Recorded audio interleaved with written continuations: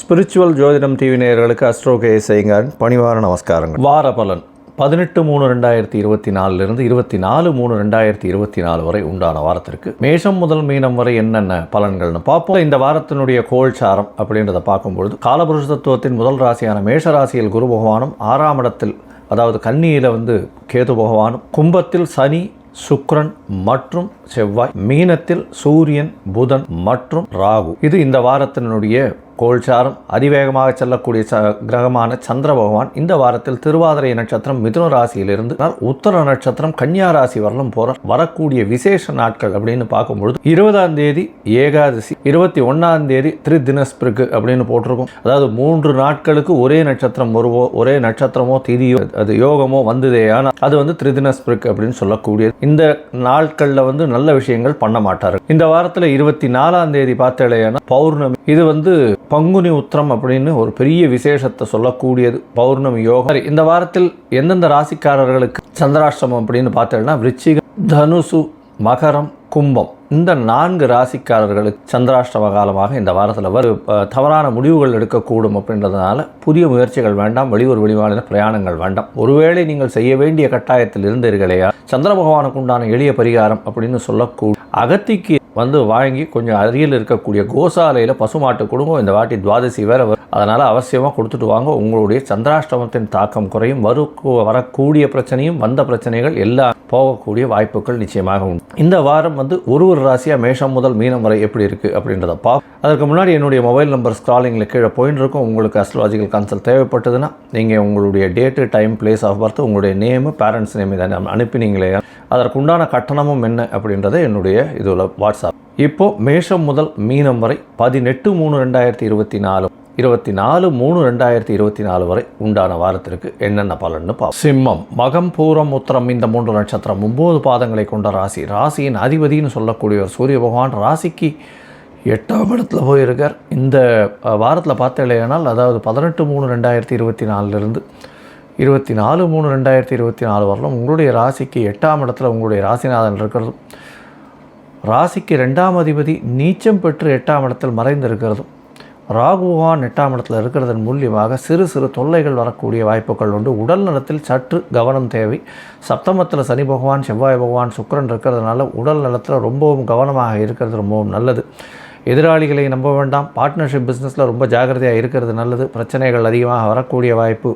சனி செவ்வாய் 2 பேரும் சேர்ந்து இருக்கக்கூடிய காலகட்டம். அதனால் சனி பகவானும் ஆட்சி பெற்று மூல திரிகோணத்தில் இருக்கிறதுனால எப்படியாக இருந்தாலும் பார்ட்னர், அதாவது உங்களுடைய எதிர்பாலினத்தவரோ பார்ட்னரோ நண்பர்களோ உங்களை ஈஸியாக கையாளக்கூடிய காலகட்டமாக இந்த வாரம் அமைகிறது. ஏன்னா உங்களுடைய ராசிநாதனும் 8ஆம் இடத்தில் மறைஞ்சு போகிறார். உங்களுக்கு ராசிக்கு 7ஆம் இடத்துல சனி பகவான் ஆட்சி பெற்று மூல திரிகோண வீட்டில் சனி பகவானே இருக்கார்.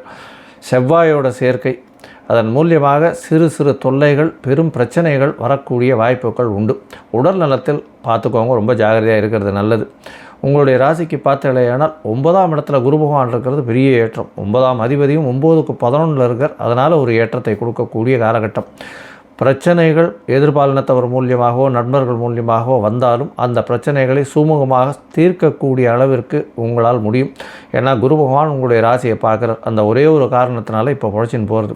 உங்களுடைய ராசிக்கு 2ஆம் இடத்துல கேது பகவான் 2ஆம் இடத்துல இருக்கிறதுனால பேச்சில் ரொம்ப ஜாகிரதையாக இருக்கணும். குடும்பத்தில் சில சில சச்சரவுகள் வரக்கூடிய காலகட்டமாக இருக்கும். இருந்தாலும் அது அமைக்கவலாக போகக்கூடிய காலகட்டமாக இந்த வாரம் அமையிறது. உங்களுடைய ராசிக்கு பார்த்தலையானால் முயற்சிகள் அனைத்தும் வெற்றி பெறக்கூடிய வாய்ப்புகள் இருக்கும். 7ஆம் இடத்துல சுக்கிர பகவான் உங்களுடைய 3ஆம் அதிபதி அவரே நேரடியாக பார்க்கறதுனால முயற்சிகள் நல்லபடியாக வெற்றி அடையக்கூடிய வாய்ப்புகள் நிச்சயமாக உண்டு. புதிய தொழில் அமையக்கூடிய வாய்ப்புகள் உண்டு. புதிய தொழில் அப்படின்னு சொல்லும்போது இந்த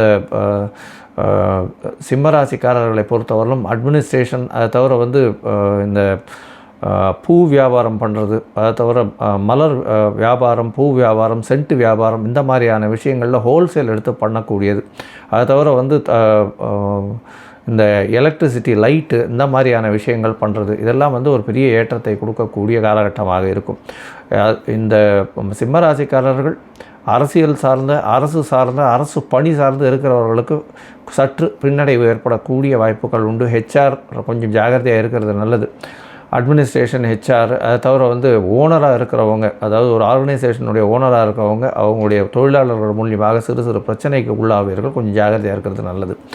உங்களுடைய ராசிக்கு பார்த்தோம்னா இந்த வாரம் அதாவது சந்திர பகவான் அதிவேகமாக செல்லக்கூடிய கிரகம்னு சொல்லக்கூடியவர் 18ஆம் தேதியிலிருந்து 19ஆம் தேதி சாயந்தரம் ஒரு 5:30 மணி வரலும் உங்களுடைய ராசிக்கு 11ஆம் இடத்துல இருக்கிறது விசேஷம். 12ஆம் அதிபதி 12ஆம் இடத்துல இருக்கிறதன் மூலியமாக செலவுகள் அற்ற நிலை இருக்கும். அதனால் நிறைய வருமானம் வரக்கூடிய காலகட்டமாக இருக்கும். அதனால் கவலைப்பட தேவையில்லை. பணவரவிற்கு பஞ்சம் இருக்காது. 11ஆம் இடத்தில் சந்திர பகவான் இருக்கும்போது எந்தவித தோஷமும் இல்லாமல் இருக்கக்கூடிய காலகட்டமாக இருக்கும். உங்களுடைய ராசிக்கு 12ஆம் இடத்துல சந்திர பகவான் வர 19ஆம் தேதி சாயந்தரத்திலிருந்து 22ஆம் தேதி அதிகாலை ஒரு 3:30 மணி வரலும் இருக்கார். இந்த காலகட்டத்தில் பார்த்தோம்னா 12ஆம் இடத்துல 12ஆம் அதிபதி ஆட்சி பெற்று போய் இருக்கிறதும் சந்திர பகவானாக இருக்கிறதும் இதன் மூலியமாக உங்களுக்கு சிறு சிறு செலவுகள் அதிகமாக வரும். வெளியூர், வெளிமாநிலம், வெளிநாடு சுற்றுப்பயணம் மேற்கொள்ளக்கூடிய வாய்ப்புகள் நிச்சயமாக உண்டு. திடீர்னு ஷார்ட் ட்ரிப் போயிட்டு வரக்கூடிய வாய்ப்புகள் நிச்சயமாக இருக்கும். தூக்கத்தில் பிரச்சனைகள் வரக்கூடிய வாய்ப்புகள் இந்த வாரத்தில் உண்டு. இந்த வாரத்தில் உங்களுடைய ராசியிலேயே சந்திர பகவான் போகிறார். அது வந்து 22ஆம் தேதி கார்த்தாலிருந்து 24ஆம் தேதி மதியம் ஒரு 3:30 மணி வரலும் இருக்கக்கூடிய காலகட்டமாக இருக்குது. இந்த காலகட்டத்தில் பார்த்தீங்கன்னா உங்களுடைய ராசிக்கு குரு பகவானுடைய பார்வை இருக்கிறதுனாலையும் குரு சந்திர யோகம் அமைகிறது. செவ்வாய் பகவான் பார்வை இருக்கிறதுனால சந்திரமங்கல யோகம் அமைகிறது. சனியினுடைய பார்வையும் இருக்குது. சனியும் சந்திரனும் சேர்ந்து இருக்கிறதோ பார்வையில் இருக்கிறதோ அது வந்து சனியினுடைய இது மெதுவாக செல்லக்கூடிய கிரகமான சனி பகவான், சந்திர பகவான் வந்து அதிவேகமாக செல்லக்கூடியவர். அதனால் வந்து புணர்ப்பு யோகம்னு சொல்லக்கூடியது. இதன் மூலியமாக சிறு சிறு தடங்கல்கள் வரக்கூடிய காலகட்டமாக இருக்கும். இருந்தாலும் தடங்கள் வந்தாலும் அது வந்து ஒரு பெரிய ஏற்றத்தை, அதற்கு பிறகு அந்த தடங்கள் சரியாகி உங்களுக்கு ஒரு மாற்றத்தை நிச்சயமாக கொடுக்கும். உடல் நலத்தில் சீரான முன்னேற்றம் இருக்கக்கூடிய காலகட்டமாக இருக்கும். உங்களுடைய ராசிக்கு பார்த்தோன்னா 2ஆம் இடத்துல சந்திர பகவான் போகிறார்.